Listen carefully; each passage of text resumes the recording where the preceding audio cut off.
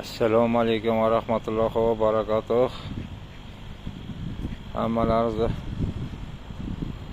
Ramazon oyi bilan muborakbod etaman. Mana bugun iftorlikka kelinglar. Qashqadaryoda jiz tayyorlayapmiz.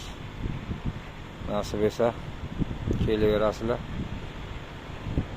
1 kilosi pishgan holda 1500 rubl.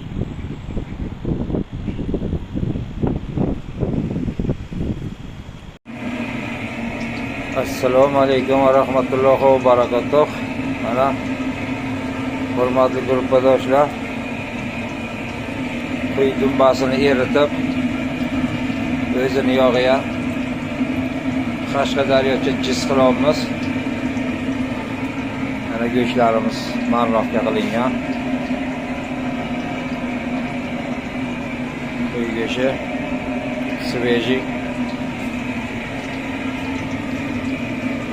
Mana dumba eritamiz, dumbani. Dumba yog'i eritib olib qo'ydik, o'shani eritib. Hozir o'zini yog'iga o'zini pishiramiz. Yog'imiz qizidan endi go'sht solamiz.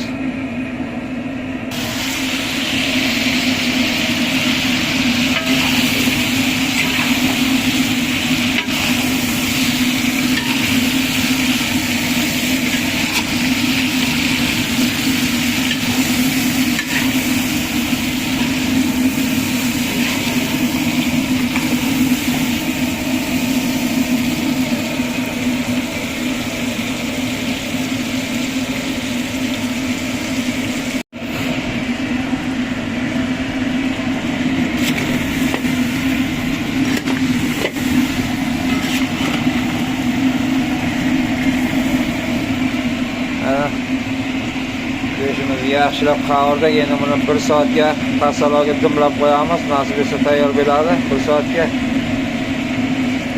kelaverasizlar. 1 kilosi 1500 rubl pishgan holda o'lchanadi. Hammaga yoqimli ishtaha tilab qolamiz. Kelaveringlar, iftorlikka.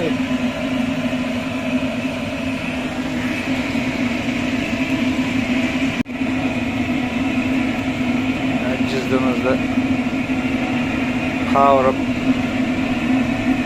bo'ldik. Endi mana 1 soat bug'langan holda turadi. Shuni pasalovga nasib etsa tayyor bo'ladi. Bundan tashqari qo'y go'shtidan shashlik bo'lyapti, mol go'shtidan kuskova shashlik bo'lyapti. G'ijdoncha lo'la kabob deydi bu yerda. Kofta shashlik bo'lyapti, qiyma shashlik.